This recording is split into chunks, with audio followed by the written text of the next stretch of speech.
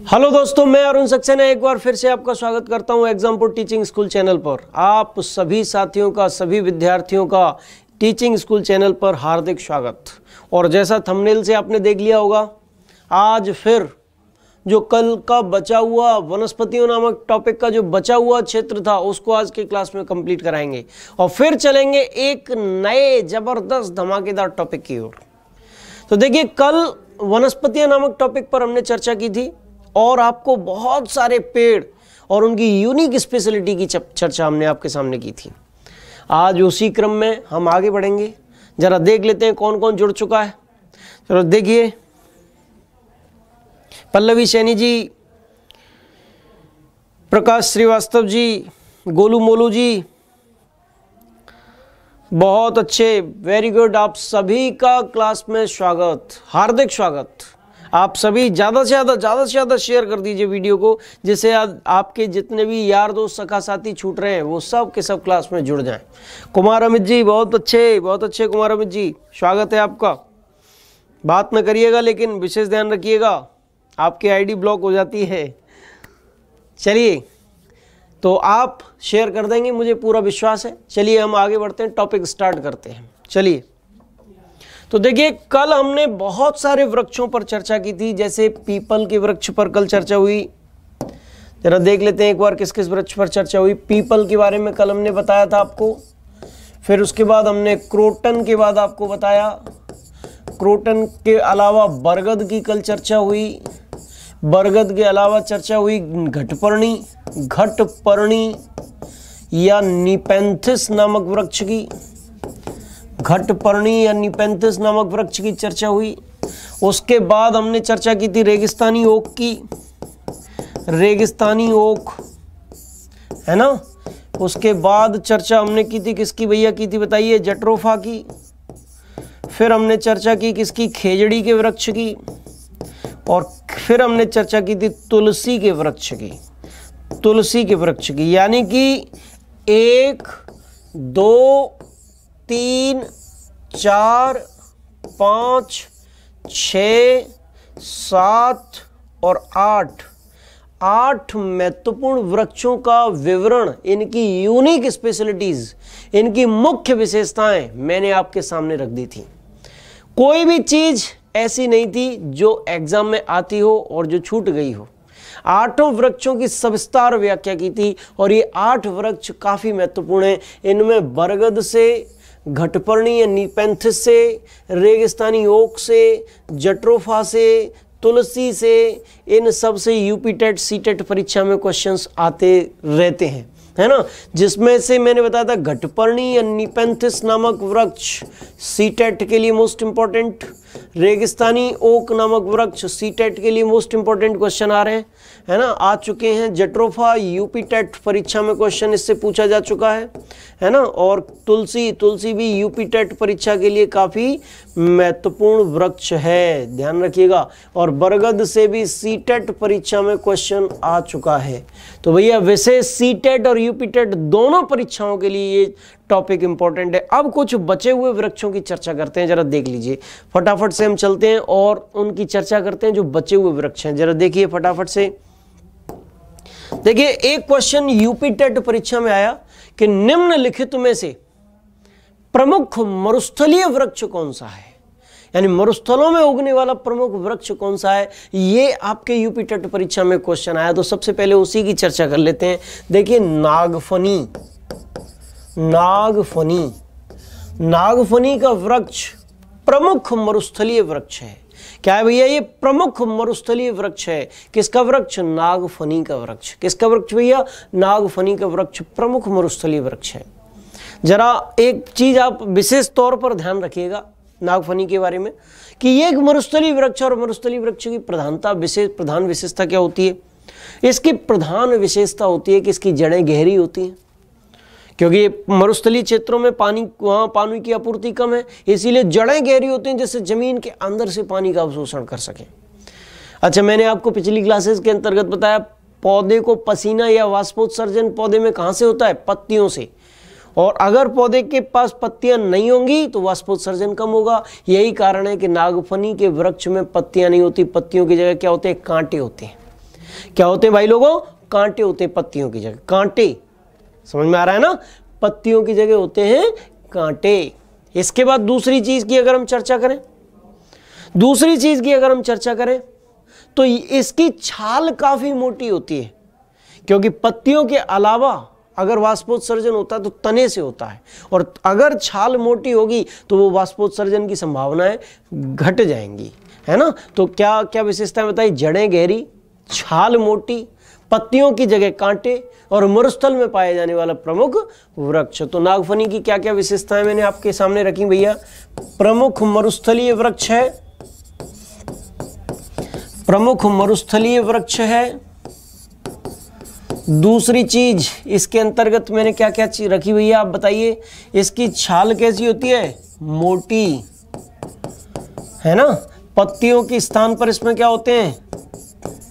पत्तियों की जगह इसमें क्या होता है? कांटे होते हैं। इसमें क्या होते हैं? थॉर्न, है ना?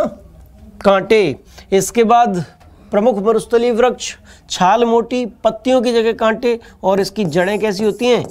जड़ें गहरी होती हैं, है ना? और ये किस रूप में मिलते हैं? इसकी लंबाई जो है 6 मीटर से कम होती है। झाड़ियों के रूप में ये वृक्ष देखने को मिलते हैं। फटाफट से स्क्रीनशॉट ले लीजिए जल्दी से, जबरदस्त तरीके से। नागफनी का वृक्ष भी आपके सामने मैंने समझाया, अब आप स्क्रीनशॉट लीजिए इसका। चलिए, बहुत अच्छा, मुझे पूरी उम्मीद स्क्रीनशॉट आपने ले लिया होगा। और अब हम इस सेक्शन के आखिरी महत्वपूर्ण पेड़ की ओर चलते हैं, जो आज की क्लास में इस टॉपिक के अंतर्गत आने वाला आखिरी पेड़ होगा, और उस पेड़ का नाम है नीम। चलिए देखिए, नीम की चर्चा करते हैं। नीम, देखो बेटा, अगर हम नीम की चर्चा करें तो नीम आप जानते हैं एक पतझड़ वनों में पाया जाने वाला एक प्रमुख वृक्ष है और बहुत उपयोगी है। ग्रामीण जीवन में, ग्रामीण समाज में आपने देखा होगा, सुबह उठते हैं तो दातुन, नीम की थोड़ी सी वो ली और उससे दातुन करने लग जाते हैं, है ना? तो नीम जीवाणुनाशक के तौर पर कार्य करता है। इसका बहुत उपयोग होता है। छाया देगा, ईंधन के लिए लकड़ी देगा। इसकी पत्तियों का प्रयोग, पत्तियों को अगर हम चबाएं तो रक्त का शोधन होता है, त्वचा कांतिवान हो जाती है ना? और अगर इसकी जो पत्तियां हैं उसको घिसकर अगर हम अपनी स्किन पर किसी घाव पर लगा लें तो घाव सही हो जाता है, यानी चर्म रोगों को भी सही करता है। यानी कि एक एंटी बैक्टीरियल, जीवाणुनाशक गुण इसके अंतर्गत पाया जाता है। और पतझड़ यानी कि पर्णपाती पत्तियों को गिराने वाला वृक्ष है ये, बहुत महत्वपूर्ण वृक्ष। उसकी विशेषताओं को जरा जान लेते हैं। क्या क्या चीजें मैंने आपके सामने रखी भैया नीम की? एक तो जीवाणुनाशक औषधि के रूप में से प्रयोग किया जाता है, जीवाणुनाशक औषधि, ठीक है। दूसरी बात हमने क्या बताया? पतझड़ वनों में पाया जाता है, वनों में, वनों का वृक्ष है, पतझड़ वनों का वृक्ष है भैया, ये विशेष ध्यान रखिएगा, ठीक है। पत्तियां चबाने से त्वचा से रक्त शोधन, क्या क्या चीजें होती हैं? रक्त शोधन होता है, कोमा त्वचा कांतिवान हो जाती है, त्वचा कांतिवान हो जाती है ना? आपके सामने चमकदार त्वचा हो जाती है, ठीक। और पत्तियां घिसकर लगाने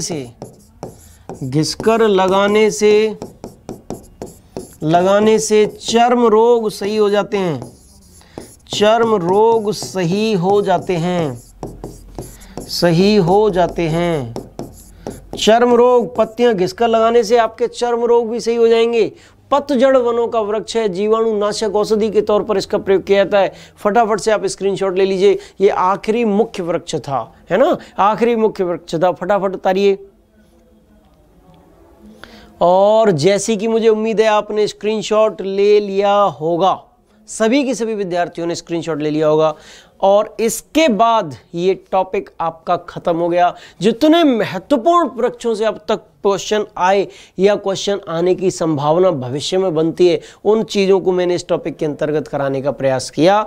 और जैसा कि मैं देख पा रहा हूँ आप सभी खुश हैं, बहुत बढ़िया, वेरी गुड, सभी का उत्साह ज़बरदस्त है, बहुत अच्छे। अब हम जरा चर्चा करते हैं। कई बार क्वेश्चन आ जाता है, मरुद्भिद पौधों का उदाहरण निम्नलिखित में से कौन सा है? मरुस्थलीय वृक्षों का उदाहरण निम्नलिखित में से कौन सा है? लवणोद्भिद पौधा किसे कहते हैं? समोद्भिद पौधा किसे कहते हैं? जरा उनकी चर्चा कर लेते हैं। जलोद्भिद, लवणोद्भिद, समोद्भिद और मरुद्भिद। जरा देखिए मरुद्भिद, कई बार आपको शब्द सुनने को मिलता है मरुद्भिद। मरुद्भिद का मतलब है मरुस्थलों में पाए जाने वाले वृक्ष या मरुस्थलीय पौधों को मरुद्भिद कहा जाता है। किसको? मरुस्थलीय पौधों को मरुद्भिद के नाम से जाना जाता है। मरुस्थलों में उगने वाला मुख्य वृक्ष कौन सा था? अभी हमने चर्चा की, नागफनी या कैक्टस प्रमुख मरुस्थलीय वृक्ष है, जिसकी विशेषताएं हमने आपके सामने रखी। इसकी ऊंचाई 6 मीटर से कम, जड़ें गहरी, छाल मोटी, पत्तियों की जगह कांटे, है ना, ये चीज इंपॉर्टेंट है। दूसरा वृक्ष का जो प्रकार है वो जलोद्भिद। जलोद्भिद का मतलब है जल में उगने वाले पौधे जलोद्भिद कहलाते हैं। किसमें? जल में उगने वाले पौधे क्या कहलाएंगे? जलोद्भिद कहलाएंगे। जल में उगने वाले पौधे जलोद्भिद।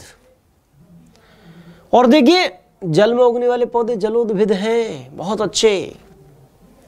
इसके अंतर्गत कौन कौन से आएंगे? कमल, हाइड्रला, ये जलोद्भिद के उदाहरण हो जाएंगे।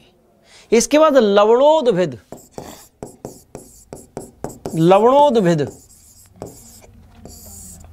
लवणोद्भिद के अंतर्गत कौन कौन से आएंगे? दलदली क्षेत्रों में, नमकीन क्षेत्रों में पाए जाने वाले वृक्ष जो है लवणोद्भिद कहलाते हैं। क्या कहलाते हैं? लवणोद्भिद वृक्ष कहलाते हैं। जैसे मैंग्रोव वन, जैसे सुंदरी का वृक्ष, जैसे कच्छ वनस्पति, ये सब लवणोद्भिद के अंतर्गत आएंगे। ऐसा दलदली क्षेत्र, नमकीन क्षेत्र जिसमें लवण ज्यादा है, दलदली क्षेत्र है, उसमें लवणोद्भिद पौधे पाए जाएंगे, जैसे सुंदरी का वृक्ष। इसके बाद समोद्भिद, एक शब्द आता है समोद्भिद। समोद्भिद क्या होता है भैया? समोद्भिद से तात्पर्य है, समोद्भिद से मेन तात्पर्य क्या है? समोद्भिद से तात्पर्य कि खेती योग्य जमीन पर पैदा होने वाले वृक्ष, पौधे, जैसे गेहूं का, है ना, जैसे गन्ने का, जैसे ज्वार का। तो जो जमीन खेती योग्य है उस पर पैदा होने वाले वृक्ष, पौधे, वो क्या कहलाते हैं भैया? समोद्भिद कहलाते हैं। क्या कहलाते हैं? समोद्भिद। तो जरा इन सब के भेद आपने जान लिए, जरा लिख कर देख लीजिए, क्योंकि आपको हो सकता है समझ में तो आ गया लेकिन लिखने में कठिनाई हो। तो मैं अपने सारे स्टूडेंट को किसी भी सेक्शन में कमजोर छोड़ना नहीं चाहता हूँ, लिख कर भी मैं आपको बताऊंगा। जरा देख लीजिए फटाफट से, सारे के सारे स्टूडेंट एकदम से खूब खुश हो रहे हैं, बहुत बढ़िया। अच्छी तरीके से आनंद लीजिए क्लास का। आपकी जो भी समस्याएं हैं उनको मैं रहने नहीं दूंगा, सारी की सारी समस्याओं को सॉर्ट आउट कर दूंगा। चलिए, बहुत अच्छा। सारे के सारे स्टूडेंट को मैं देखता रहता हूं। अनावश्यक बातों से बचें, अनावश्यक बातों से बचें, केवल और केवल पढ़ाई पर ध्यान दें। एडिटर महोदय की निगाहें बहुत शार्प हैं, एक एक व्यक्ति को कमेंट, एक एक कमेंट को चेक कर रहे हैं। अगर जरा सा भी आप इधर उधर भटकेंगे, ब्लॉक हो जाएंगे। चलिए तो आगे बढ़ते हैं, जरा देख लेते हैं जलोद्भिद किसे कहते हैं। देखिए सबसे पहले हम चर्चा करेंगे मरुद्भिद। मरुद्भिद किसे कहते हैं? मरुस्थलों में पाए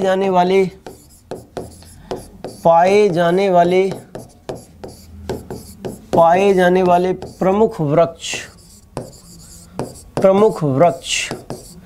मरुस्थलों में पाए जाने वाले प्रमुख वृक्ष क्या कहलाते हैं? मरुद्भिद। क्या कहलाते हैं? मरुद्भिद। जैसे, ठीक है, जैसे उदाहरण की अगर हम चर्चा करेंगे तो उदाहरण में क्या आ जाएगा? नागफनी या कैक्टस आ जाएगा। नागफनी या कैक्टस। क्लियर हुआ? चलिए, दूसरा महत्वपूर्ण शब्द क्या बताया था? जलोद्भिद। क्या बताया था? जलोद्भिद। अब जलोद्भिद के अंतर्गत क्या क्या चीज आ जाएंगी? मैंने बताया था जल में उगने वाले पौधे। जल के बीचों बीच पैदा होने वाले पौधे, है ना। जलीय वृक्ष, जलीय वृक्षों को क्या कहते हैं? जलोदविद। ठीक है, जैसे इसका उदाहरण क्या होगा भैया?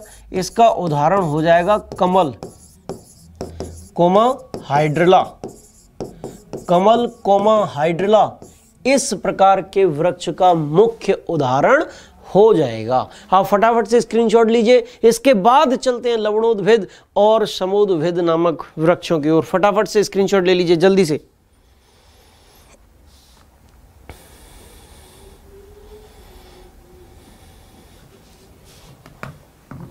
मुझे पूरी उम्मीद है कि आपने स्क्रीनशॉट ले लिया होगा।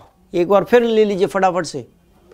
चलिए ठीक है, आगे बढ़ते हैं और आगे बात करते हैं लवणोद्भिद की। लवणोद्भिद, और अगर हम चर्चा करें लवणोद्भिद की, तो जो लवणोद्भिद हैं उसके अंतर्गत कौन कौन से वृक्ष आ रहे हैं? देखिए, लवणोद्भिद किसे कहते हैं? सबसे पहले तो समझिए, लवणोद्भिद का मतलब है क्या बताया? दलदली, कोमा नमकीन भूमि, भूमि के वृक्ष।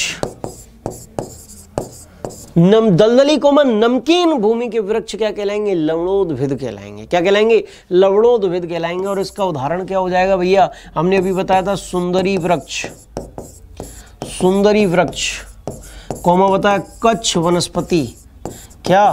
कच्छ वनस्पति, वनस्पतियां इसके अंतर्गत आ जाएंगी। फटाफट से स्क्रीनशॉट ले लीजिए इसका भी जल्दी से जल्दी। लवणोद्भिद, उसके बाद सीधे हम चलते हैं समोद्भिद की ओर। समोद्भिद आपको समझाते हैं समोद्भिद क्या है। चलिए, उम्मीद है आपने स्क्रीनशॉट ले लिया होगा। आगे बढ़ते हैं और आगे बढ़ते हुए चर्चा करते हैं समोद्भिद की। समोद्भिद, और समोद्भिद क्या होता है भैया? खेती योग्य, खेती योग्य जमीन पर, जमीन पर पाए जाने वाले वृक्ष, जाने वाले पौधे या वृक्ष क्या कहलाते हैं? समोद्भिद कहलाते हैं। और इसका उदाहरण अगर हम चर्चा करें तो इसके उदाहरण में क्या क्या चीजें आएंगी बताइए? गेहूं, मक्का, टमाटर, ये सारे के सारे वृक्ष किसके अंतर्गत आ जाएंगे? समोद्भिद के अंतर्गत आ जाएंगे। किसके अंतर्गत आ जाएंगे? समोद्भिद के अंतर्गत आ जाएंगे। फटाफट से आप इसको कॉपी करिए, उतारिए। मैं जब तक थोड़ा पानी पी लेता हूं। चलिए,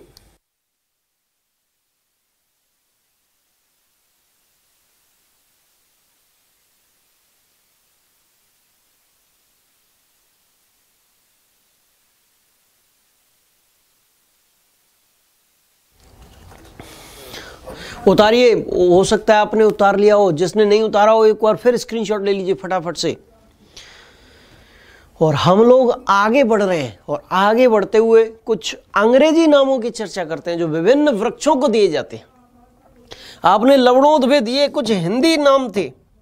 देखो, वनस्पतियों से कोई भी चीज छूटनी नहीं चाहिए, सारी चीज करा चुका। भारत में प्रमुख वनस्पतियां कौन कौन सी हैं? सदाबहार वन, पर्णपाती वन, मरुस्थलीय वन, ज्वारीय वन, पर्वतीय वन, सारे वनों की चर्चा की एक एक करके।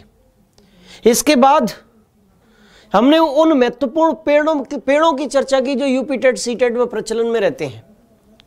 फिर कुछ वृक्षों से संबंधित हिंदी शब्दों की चर्चा की। अब हम वृक्षों से संबंधित कुछ अंग्रेजी शब्दों की भी चर्चा करते हैं, जैसे जेरोफाइट, जैसे लिथोफाइट, जैसे पायरोफाइट, है ना। ये शब्दों के नाम सुन रखे होंगे आपने। मेसोफाइट, इन सारे के सारे अंग्रेजी शब्दों का अर्थ क्या है? आखिरकार ये अंग्रेजी शब्द किस वृक्ष की ओर इशारा करते हैं, उसकी ओर चर्चा करते हैं। जरा देखिए, इसका भी स्क्रीनशॉट ले लीजिएगा। अब इससे ज्यादा वनस्पतियों से कोई क्वेश्चन बनने की संभावना नहीं बचती है। यानी कि 0 से लेके सिविल लेवल तक मैंने वनस्पतियों में आपको पहुंचा दिया, हर प्रकार से मजबूत कर दिया। वनस्पति सेक्शन में अगर कोई क्वेश्चन आएगा तो वो आपकी पकड़ से बाहर नहीं जाएगा। यानी कि एक ऑफलाइन कोचिंग इंस्टीट्यूट में भी ये सारी की सारी चीजें संभव नहीं हो पाती। क्यों? क्योंकि टीचर की एक दायरा होता है, एक सीमा होती है लेकिन मैं ऑफलाइन से भी बेहतर तरीके से आपके सामने इन सारी चीज़ों को रख पा रहा हूं, क्योंकि मेरे लिए कोई बाउंडेशन नहीं है, खुला माहौल है, सारी चीज रख रहा हूं, एक एक चीज आपको क्लियर कर रहा हूं। तो हिंदी में विभिन्न पौधों के नाम क्या थे वो आपने देखे। अब कुछ अंग्रेजी वर्ड्स को देखिए, अंग्रेजी वर्ड्स में विभिन्न पौधों को क्या कहते हैं। देखिए फटाफट से, सबसे पहले चर्चा हम करेंगे जेरोफाइट। देखिए जो नाम आपने अभी सुना था मरुदभिद, क्या सुना था? मरुदभिद नाम, मरुदभिद नाम सुना था आपने अभी। मरुदभिद को इंग्लिश में क्या कहते हैं? जेरोफाइट्स। क्या कहते हैं? जेरोफाइट्स, अर्थात मरुस्थलीय क्षेत्रों की वनस्पतियां, मरुस्थलीय क्षेत्रों की वनस्पतियां, अर्थात मरुस्थलीय क्षेत्रों की वनस्पतियां। और उस वनस्पतियों को हम क्या कहते हैं? जेरोफाइट्स। क्या कहते हैं बेटा? जेरोफाइट्स बोला जाता है उनको। अच्छा, इसके बाद है मेसोफाइट।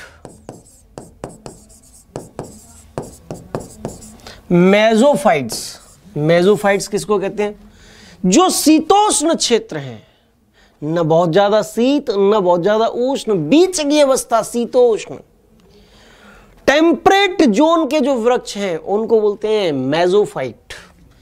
शीतोष्ण कटिबंधीय वनस्पतियां, क्या बोलेंगे बेटा इनको? शीतोष्ण कटिबंधीय वनस्पतियां, शीतोष्ण कटिबंधीय वनस्पतियां। और उनका नाम क्या है? इनको इंग्लिश में क्या बोलते हैं? मेसोफाइट। क्या बोलते हैं उनको? मेसोफाइट।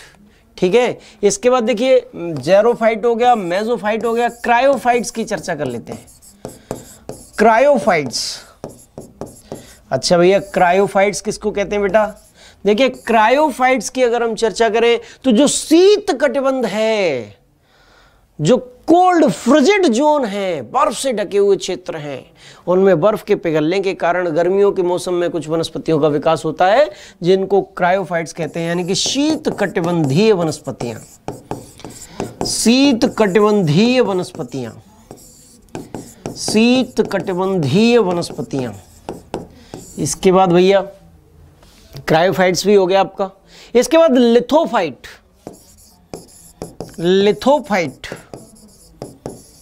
लिथोफाइट्स का क्या मतलब भैया? कठोर चट्टानों पर उगने वाली वनस्पतियां, कठोर चट्टानों पर उगने वाली वनस्पतियां, उगने वाली वनस्पतियां, कठोर चट्टानों पर उगने वाली वनस्पतियां बेटा क्या कहलाती हैं? लिथोफाइट्स कहलाती हैं। क्या कहलाती हैं? लिथोफाइट्स कहलाती हैं। तो जेरोफाइट्स, मेसोफाइट्स, क्रायोफाइट्स, लिथोफाइट्स, ये सारी के सारे शब्द आपके सामने आए। ये कुछ इंग्लिश टर्म्स हैं। और इसके बाद आता है पायरोफाइट्स। पायरोफाइट्स, और पायरोफाइट्स के अंतर्गत क्या आएगा भैया? अग्नि प्रतिरोधी वनस्पतियां। क्या आएगा? अग्नि प्रतिरोधी वनस्पतियां, अग्नि प्रतिरोधी वनस्पतियां। तो समझ में आया कि नहीं आया आपके? बताइए फटाफट से। पायरोफाइट्स किसको कहते हैं? जो अग्नि का प्रतिरोध करे ऐसी वनस्पतियां। तो भैया मरुस्थलीय क्षेत्रों की वनस्पतियां हिंदी में क्या कहलाएंगी? मरुदभिद। इंग्लिश में क्या कहलाएंगी? जेरोफाइट्स, है ना। शीतोष्ण कटिबंधीय क्षेत्रों की वनस्पतियों को इंग्लिश में क्या कहा जाएगा? बताइए फटाफट से। मेसोफाइट्स। शीत कटिबंधीय वनस्पतियों के लिए जो शब्द बना है वो क्या है? क्रायोफाइट्स, है ना। कठोर चट्टानों पर उगने वाली वनस्पतियों के लिए जो शब्द बना वो क्या है? लिथोफाइट्स। और अग्नि प्रतिरोधी वनस्पतियों के लिए जो शब्द बना वो क्या है? पायरोफाइट्स। क्या है भैया? पायरोफाइट्स। तो 1 2 3 4 5 और 4 नाम हिंदी के, यानी 9 प्रकार की वनस्पतियों को यहाँ पर मैंने बताया। जो विशेष शब्द जिनसे किसी विशेष प्रकार की वनस्पति को संबोधित किया जाता है वो आपके सामने यहाँ मौजूद हैं। बोलिए आपके सामने मौजूद हैं कि नहीं है? फटाफट से आप स्क्रीनशॉट लीजिए। मैं आगे बढ़ता हूँ और आगे बढ़ते हुए आपके साथ एक विशेष टॉपिक पर मैं चर्चा करने वाला हूं। जरा देख लेता हूं आपके कमेंट क्या है। जब तक आप स्क्रीनशॉट लीजिए मैं कमेंट आपके देख लेता हूं। बहुत अच्छे।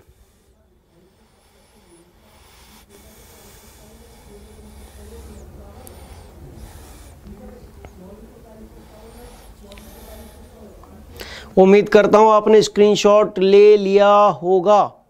आपने स्क्रीनशॉट ले लिया होगा, बहुत अच्छी बात है। और इस प्रकार वनस्पतियों नामक टॉपिक आपका कंप्लीट होता है। जो भी महत्वपूर्ण प्रश्न वनस्पतियां नामक टॉपिक से बनने की संभावना थी, वो सारे के सारे महत्वपूर्ण प्रश्नों का मैंने आंसर आपको दे दिया। यानी भारत के नक्शे पर भारत से संबंधित सारी की सारी वनस्पतियों को मैंने कराया। इसके बाद मैंने वनस्पतियों के अंदर पाए जाने वाले प्रमुख पेड़ों की चर्चा की। फिर मैंने कुछ विशेष नाम जो कुछ विशेष वनस्पतियों को दिए जाते हैं उसकी चर्चा की। यानी वनस्पतियों में कोई सेक्शन ऐसा नहीं छोड़ने का प्रयास किया मैंने जहां से क्वेश्चन आए और आप कर नहीं पाए। समझ में आया? आप कर नहीं पाए ऐसा मैंने कुछ छोड़ा नहीं है। अब सीधे हम चलते हैं और सीधे वो चलते हुए चर्चा करते हैं आज के दूसरे महत्वपूर्ण टॉपिक की। लेकिन उससे पहले धमाके की चर्चा करेंगे। धमाका नहीं हुआ बहुत दिन से, तो चलिए आज के धमाके की चर्चा करते हैं। पिछली क्लास में, लास्ट क्लास में एक धमाकेदार प्रश्न मैंने आपके लिए सौंपे थे, उसका आंसर देते हैं और फिर आज के लिए कुछ महत्वपूर्ण प्रश्नों को हम आपको छोड़ते हैं। एक धमाकेदार प्रश्न आपके सामने आज भी छोड़ूंगा जिसका आप जवाब लेकर आइएगा, जो हम अगली क्लास में इसका जवाब देंगे। तो देखिए पिछली क्लास में जो हमने चर्चा की थी, 2 धमाकेदार सवाल आपको छोड़े थे, उन धमाकेदार सवालों की चर्चा करते हैं। देखिए अब समय हो गया किसका? धमाके का। तो आज का धमाका, धमाके पे चर्चा करते हैं। पहला धमाका नंबर 1 देखिए। धमाका नंबर 1 क्वेश्चन मैंने पूछा था, प्रकृति का मेहतर किसे कहते हैं? प्रकृति का मेहतर किसे कहा जाता है? किसे कहा जाता है? तो देखिए प्रकृति का मेहतर किसे कहा जाता है, जल्दी फटाफट से आप जवाब दीजिए। मैं आपके एक बार कमेंट ले लेता हूं, इसका जवाब जो देना चाहें जल्दी से फटाफट से जवाब दीजिए। मैं एक बार देख लेता हूं किसको बोल रहे हैं आप। चलिए बहुत अच्छा। जो जवाब आप दे रहे हैं उसका जवाब है अपघटक।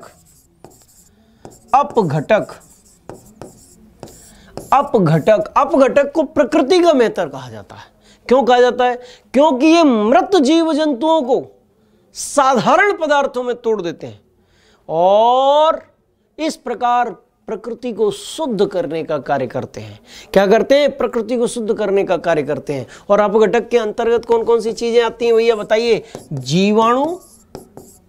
जीवाणु और दूसरी चीज कौन सी आएगी? कवक। दूसरी चीज कौन सी आएगी? कवक। पहली चीज जीवाणु, दूसरी चीज क्या है? कवक। फटाफट से स्क्रीनशॉट लीजिए इसका। उसके बाद दूसरे क्वेश्चन का आंसर हम देते हैं जो हमने आपसे पूछा था। चलिए उम्मीद है स्क्रीनशॉट आपने ले लिया होगा। चलते हैं दूसरे महत्वपूर्ण प्रश्न की ओर। दूसरा महत्वपूर्ण प्रश्न स्क्रीन पर आपके सामने। धमाका नंबर 2। जो दूसरा महत्वपूर्ण प्रश्न छोड़ा था वो था पारिस्थितिक तंत्र में, पारिस्थितिक विज्ञान में ऊर्जा मापने की इकाई क्या है? ऊर्जा मापने की इकाई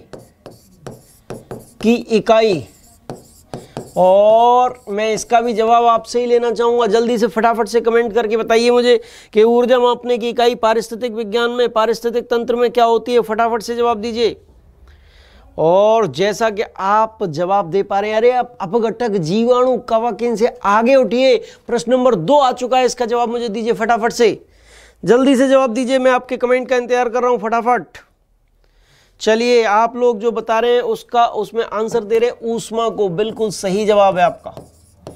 ऊष्मा या हीट ही पारिस्थितिक विज्ञान में ऊर्जा को मापने की इकाई होती है। इसको भी नोट कर लीजिएगा, इसको भी स्क्रीनशॉट ले लीजिएगा। यानी कि 2 क्वेश्चन मैंने छोड़े थे, दोनों का जवाब दिया। अब आज का सवाल मैं आपके लिए छोड़ने जा रहा हूं, उसको आप किताबों में, कॉपियों में, जहां चाहे वहां ढूंढिएगा और फिर उसका जवाब खोजकर मेरे पास लाइएगा। जरा फटाफट से स्क्रीनशॉट लीजिए इसका।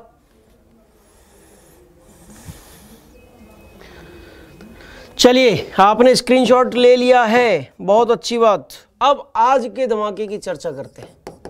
आज का धमाका यानी कि एक धमाकेदार प्रश्न आज भी मुझे छोड़ना है आपके लिए, जिसका जवाब आप स्वयं लेके आएंगे। चलिए भाई देख लेते हैं। देखिए क्वेश्चन नंबर 1 है मिल्पा और मिल्या मिल्पा और मिल्या क्या हैं? क्या है? क्वेश्चन नंबर 1, मिल्पा और मिल्या किसे कहते हैं ये बताना है आपको। और धमाकेदार क्वेश्चन की सीरीज में क्वेश्चन नंबर 2, मिल्पा और मिल्या में क्या अंतर है? क्या अंतर है? यानी कि सबसे पहले तो आपको ये बताना है कि मिल्पा और मिल्या है क्या, और फिर आपको बताना है मिल्पा और मिल्या में आखिरकार अंतर क्या है, डिफरेंस क्या है। फटाफट से स्क्रीनशॉट ले लीजिए। इन धमाकेदार प्रश्नों पर चर्चा करेंगे आने वाली क्लास में, कल की क्लास में। चलिए फटाफट से स्क्रीनशॉट लीजिए, आगे बढ़ते हैं और आगे बढ़ते हुए चर्चा करते हैं। आज के चैप्टर नंबर 2 की, टॉपिक नंबर 2 की चर्चा करते हैं। जितना उस टॉपिक में पिछली क्लासों के अंतर्गत मैंने कराया उससे ज़्यादा आज की क्लास में मैं कराऊंगा, ये मेरा आपसे वायदा है। स्क्रीनशॉट लीजिए फटाफट से।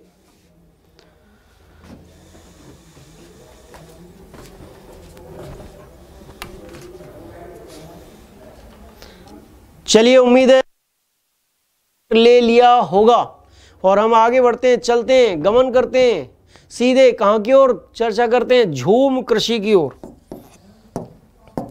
देखिए, स्थानांतरणशील कृषि, स्थानांतरणशील कृषि, स्थानांतरणशील कृषि का मतलब क्या है? Shifting agriculture.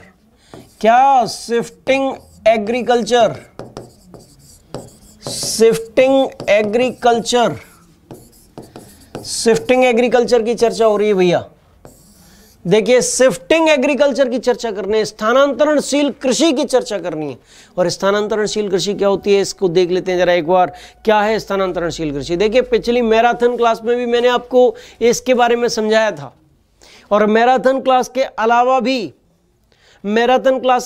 भी मैंने इसके बारे में आपको समझाया था, रेगुलर क्लास के दौरान भी। एक बार फिर मैं समझाऊंगा और जितना समझाया उससे आगे आपको लेके चलूंगा। ऐसा नहीं है कि पुरानी चीज रिपीट करा के आपको छोड़ दूं, आगे लेकर जाऊंगा आपको।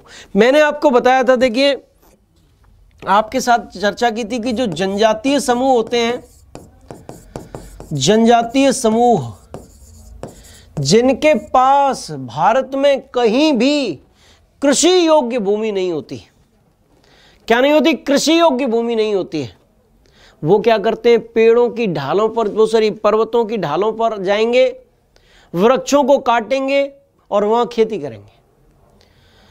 क्योंकि आप जानते हैं कि वैसे ही उस क्षेत्र की उपजाऊपन कम है, उस भूमि में, उस मिट्टी में उपजाऊपन कम है, फर्टिलिटी कम है। अब एक बार खेती की जो भी उत्पादन हुआ, उस खेती करने के बाद उस स्थान को छोड़ देंगे, क्योंकि अगली बार दोबारा से उसी स्थान पर खेती करेंगे तो अगली बार फसल और कम उपजेगी। दूसरे स्थान का चयन किया, वहां पेड़ों को काटा और पेड़ों को काटकर वहां फसल पैदा की। अगली साल फिर तीसरे स्थान का चयन किया, वहां फसल पैदा की और फिर वहां से चले गए। यानी कि स्थानों का स्थानांतरण कर करके जो कृषि की जाती है उसी को स्थानांतरणशील कृषि कहते हैं, उसी को शिफ्टिंग एग्रीकल्चर कहते हैं। शिफ्टिंग एग्रीकल्चर का ही जो भारत में विशेष पॉपुलर प्रचलित नाम है, उसको नाम है झूम कृषि, झूमिंग एग्रीकल्चर।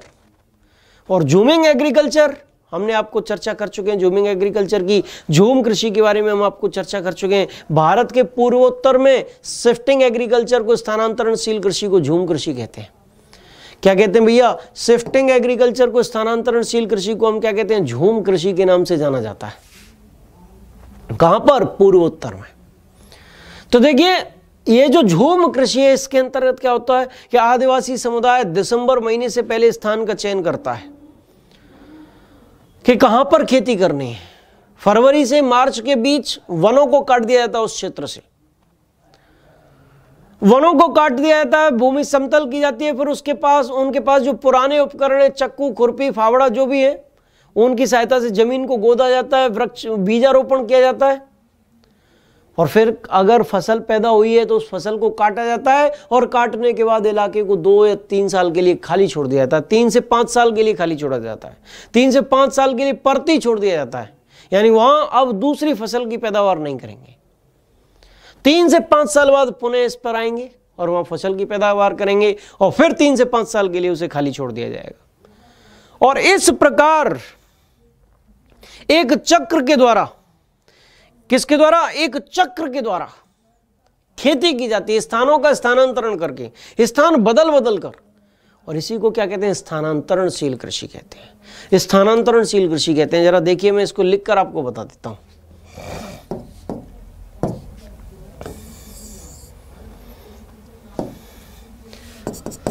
जनजातीय समुदायों द्वारा, जनजातीय समुदायों द्वारा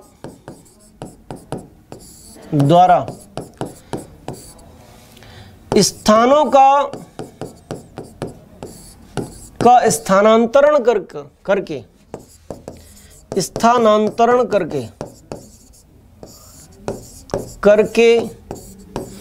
की जाने वाली कृषि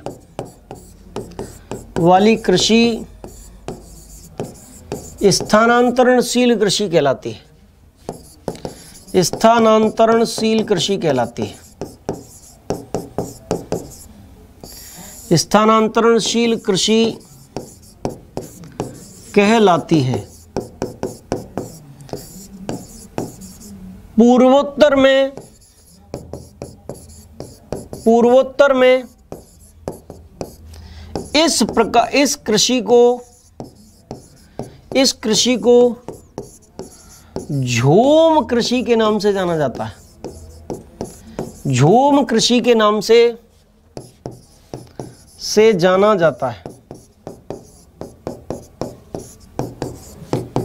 जाना जाता है। भारत के अन्य क्षेत्रों में भी झूमिंग कृषि या स्थानांतरणशील कृषि को हम विभिन्न नामों से जानते हैं। जरा इसका स्क्रीनशॉट लीजिए, फिर हम आगे बढ़ाते हैं। कुछ स्टेप्स की चर्चा करते हैं, कुछ विशेष चरणों की चर्चा करते हैं जो झूम कृषि या स्थानांतरणशील कृषि से संबंधित हैं। फटाफट से स्क्रीनशॉट लीजिए।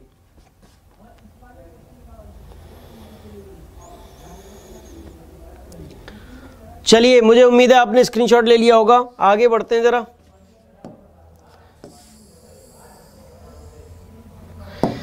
स्थानांतरणशील कृषि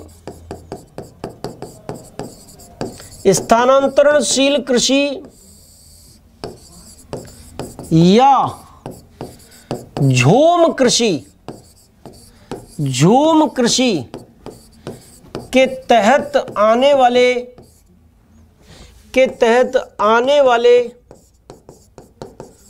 प्रमुख चरण निम्नलिखित हैं।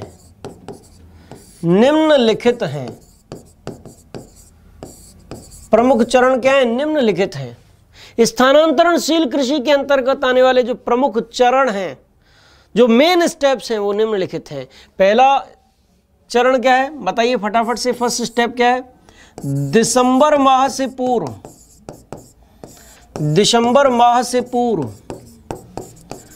पूर्व जनजातीय समुदाय द्वारा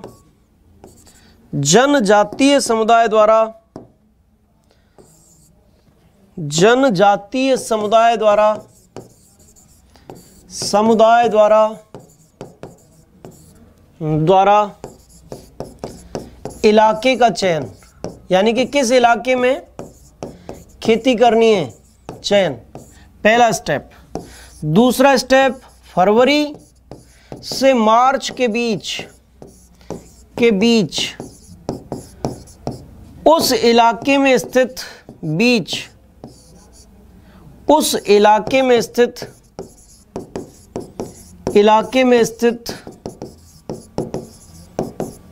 पेड़ों को काटना तथा पेड़ों में आग लगा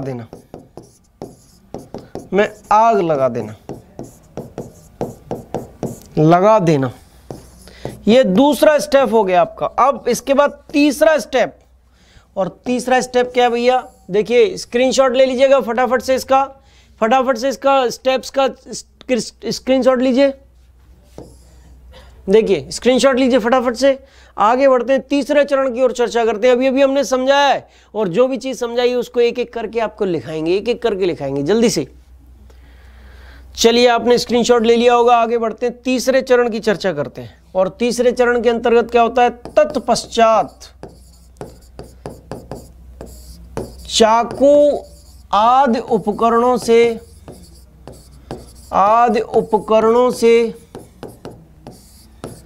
चाकू आदि उपकरणों से जमीन को गोदना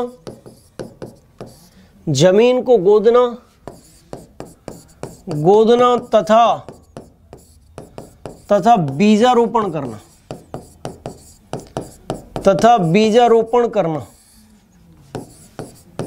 जमीन को गोदना तथा बीजारोपण करना। चौथी चीज, 3 चीज हो चुकी है, चौथी चीज, चौथा चरण जो है फसल को काटना और फसल पैदा हो जाएगी, फसल को काटना। और फिर 5वां चरण क्या होगा, 3 से 5 सालों के लिए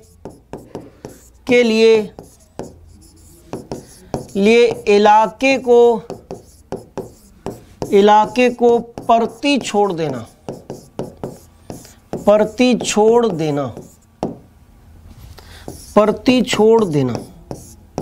3 से 5 साल के लिए इलाके को परती छोड़ देना, खाली छोड़ देना। आप उतारिए स्क्रीनशॉट इसका भी लीजिए। और इस प्रकार झूम कृषि से संबंधित सारे के सारे स्टेप्स जो थे वो मैंने कंप्लीट करा दिए आपके। चलिए स्क्रीनशॉट लीजिए, जिन्होंने स्क्रीनशॉट नहीं लिया हो वो स्क्रीनशॉट ऊपर से ले लीजिए। सारे के सारे देखिए, ये सारे के सारे स्टेप्स हैं, इसका स्क्रीनशॉट लीजिए फटाफट। और इसके बाद इसका भी स्क्रीनशॉट ले लीजिए ज़बरदस्त तरीके से। बहुत अच्छा। चलिए, ये आपके सामने झूम कृषि से संबंधित सारे के सारे स्टेप्स हो गए। अब भारत में स्थानांतरणशील कृषि को, शिफ्टिंग एग्रीकल्चर को विभिन्न नामों से जाना जाता है। एक एक नाम पर हमने चर्चा की थी, एक एक नाम पर चर्चा की थी। उन सभी नामों को एक बार फिर से लिखते हैं और आज न सिर्फ भारत की बल्कि विश्व की स्थानांतरणशील कृषि की भी चर्चा करेंगे, यानी कि विश्व में स्थानांतरणशील कृषि के लोकल नेम्स क्या हैं उनकी भी चर्चा करेंगे। सबसे पहले भारत की बात करते हैं। देखिए, भारत में स्थानांतरणशील कृषि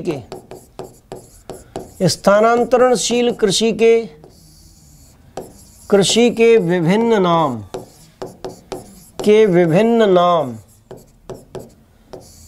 देखो भाई, भारत में स्थानांतरणशील कृषि के विभिन्न नाम कौन कौन से भाई जरा देख लेते हैं, जरा फटाफट से देख लीजिए। एक तरफ आप डालिए स्थानांतरणशील कृषि का नाम, स्थानांतरणशील कृषि का नाम और दूसरी तरफ आप डालिए संबंधित राज्य, यानी उस राज्य का नाम जहां वो लोकल नेम पड़ा हुआ है। पहला नाम देखिए, पहला नाम है मुख्य इंपॉर्टेंट झूम कृषि। और झूम कृषि इसको कहाँ कहते हैं, पूर्वोत्तर के 7 राज्यों में, पूर्वोत्तर में इसको बोलते हैं। पूर्वोत्तर में कितने राज्य हैं, 7 राज्य, 7 बहनें जिनको बोला जाता है। और 7 बहनों को नाम याद करने की ट्रिक मैं आपको बता चुका हूं। क्या ट्रिक बताई थी, पूर्वोत्तर के 7 राज्यों की ट्रिक कौन कौन सी बताई थी मैंने, बताइए। ATM,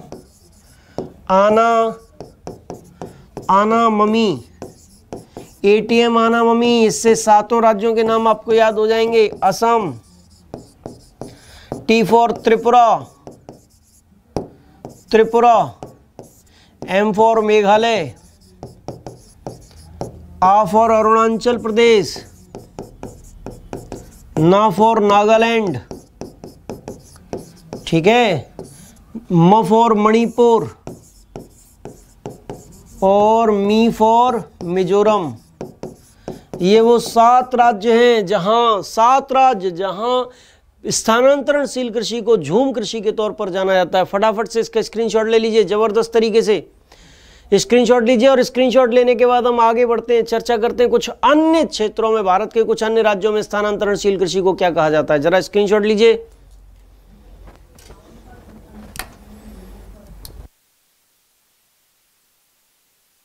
और स्क्रीनशॉट लीजिए फटाफट से जबरदस्त तरीके से। ठीक है, आगे बढ़ते हैं हम और आगे बढ़ते हुए चर्चा करते हैं दूसरे नाम की चर्चा करते हैं।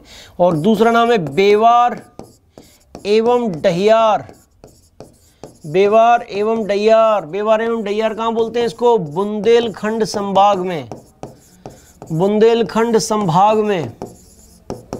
फिर इसको पोड़ू कहाँ बोला जाता है बताइए फटाफट से? पोड़ू, इसको पोड़ू बोला जाता है आंध्र प्रदेश में। कहाँ? आंध्र प्रदेश में। फिर चौथा कुमारी, इसको कुमारी कहाँ बोलते हैं? केरल में। बोलिए कहाँ बोलते हैं? कुमारी, केरल में।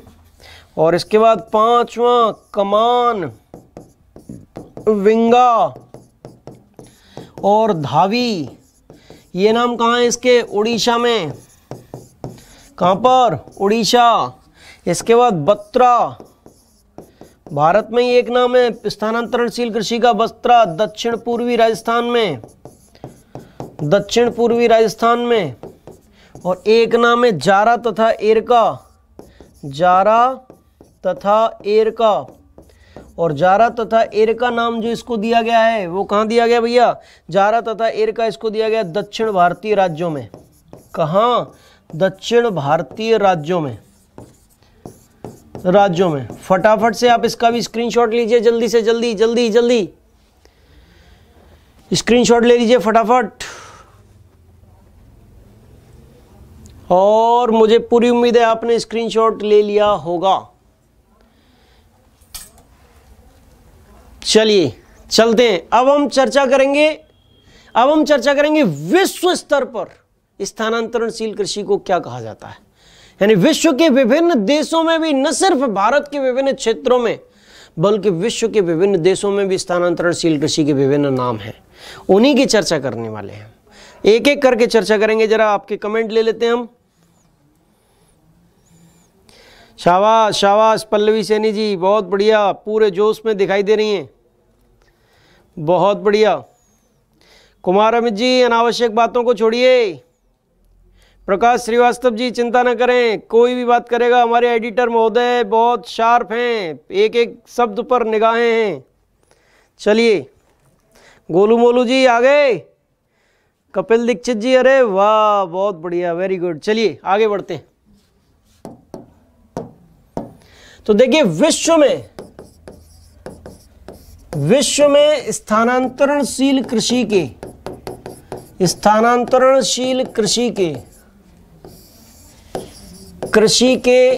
विभिन्न नाम,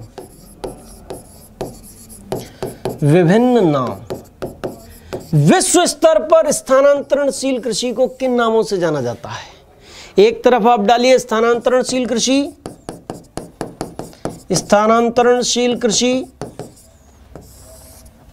और दूसरी तरफ आप डालिएगा संबंधित स्थान या संबंधित देश। देखिए, इसका नाम है रे, और स्थानांतरणशील कृषि को रे कहते हैं वियतनाम और लाओस में। इसको कहां इसका नाम दिया था? वियतनाम और लाओस में, वियतनाम और लाओस में। दूसरा, इसको टावी कहा जाता है मालागासी में या मेडागास्कर में, मालागासी या मेडागास्कर में। तीसरा, इसका जो तीसरा मुख्य नाम है वो है, देखिए, मशोले।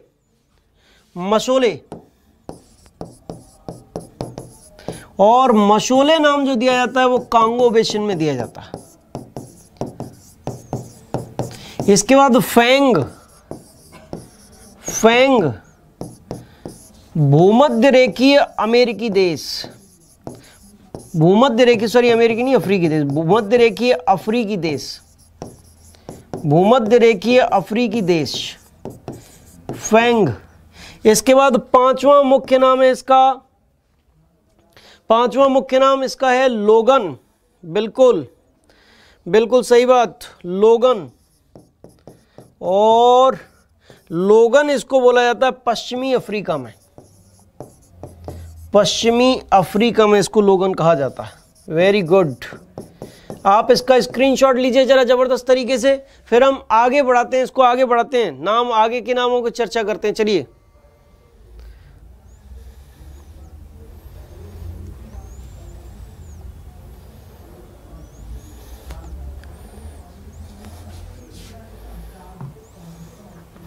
आप सभी उत्साहित हैं। आप सभी को दीपावली त्यौहार की हार्दिक शुभकामनाएं।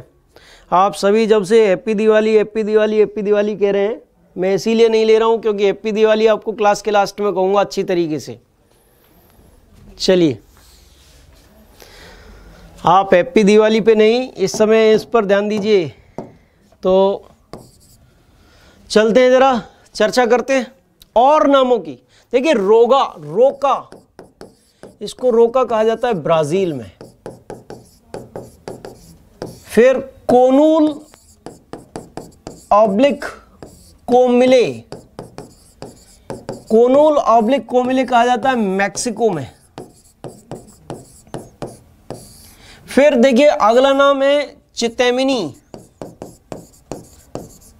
चितेमिनी कहा जाता है युगांडा में। युगांडा, जाम्बिया, जिम्बाब्वे, जाम्बिया और जिम्बाब्वे,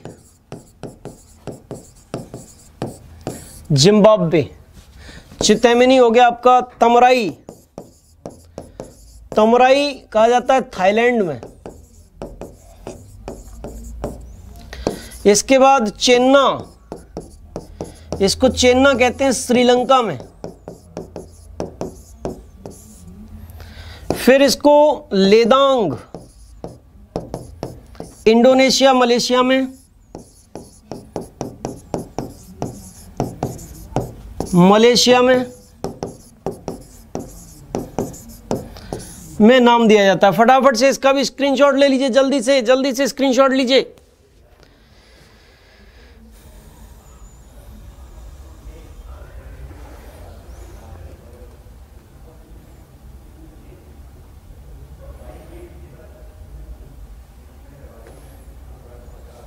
चलिए, कुछ अन्य नाम जैसे कोनुको, वेनेजुएला, वेनेजुएला। फिर अगला है, जल्दी से स्क्रीनशॉट लीजिए, मैं इसको मिटाने वाला हूं, फटाफट से स्क्रीनशॉट लेते चलिएगा। कैंगिन, अगला नाम कैंगिन, और कैंगिन इसको बोला जाता है कहां? फिलीपींस में। और एक लास्ट नाम है तुंग्या, और तुंग्या बोला जाता है इसको म्यांमार में। कहां बोला जाता है? म्यांमार में। फटाफट स्टार्ट करिए, फटाफट स्क्रीनशॉट ले लीजिए। आपका स्थानांतरणशील कृषि नामक टॉपिक पूरी तरीके से जड़ से खत्म। चलिए, आपने स्क्रीनशॉट ले लिया होगा और अब कहानी खत्म, चैप्टर खत्म, पूरा जड़ से अनंत गहराइयों से ऊपर तक मैंने आपको पहुंचाया इस टॉपिक के अंतर्गत। आज 2 टॉपिकों की चर्चा हुई। पिछली क्लास में वनस्पतियों की चर्चा हुई थी, उसको आज मैंने समाप्त किया। कोई भी चीज अब आपके साथ रह नहीं गई जो वनस्पतियों से आती हो। इसी प्रकार से, ठीक इसी प्रकार से स्थानांतरणशील कृषि का भी आज मैंने डॉक्टरों की तरह ऑपरेशन कर दिया। भारत में नाम, विश्व में नाम, एक एक स्टेप उसका, सारी चीज मैंने बताई। और जिस प्रकार से गहराई से, जिस प्रकार से मैं आपको पढ़ा रहा हूं, ठीक उसी प्रकार पढ़ते रहिए। आज छोटी दीपावली है, आप सभी को दीपावली की हार्दिक शुभकामनाएं। ईश्वर आपके जीवन में, माँ सरस्वती, माँ लक्ष्मी, गणेश जी नई खुशियां दें, अनंत खुशियों से आपके परिवार को भर दें। आपके घर में, परिवार में, जीवन में नया उजाला आए, ये मेरी शुभकामनाएं हैं। लेकिन विशेष ध्यान रखिएगा, एक कहानी जरूर मैं अंत में बताऊंगा। कछुआ और खरगोश की कहानी है। कछुआ धीरे धीरे, आप जानते कछुए की चाल बहुत कम होती है, और एक खरगोश था। दोनों कंपटीशन में पे निकले थे कि मंजिल को सबसे पहले कौन प्राप्त करता है। मंजिल को सबसे पहले प्राप्त कौन करता है? कछुआ धीमे धीमे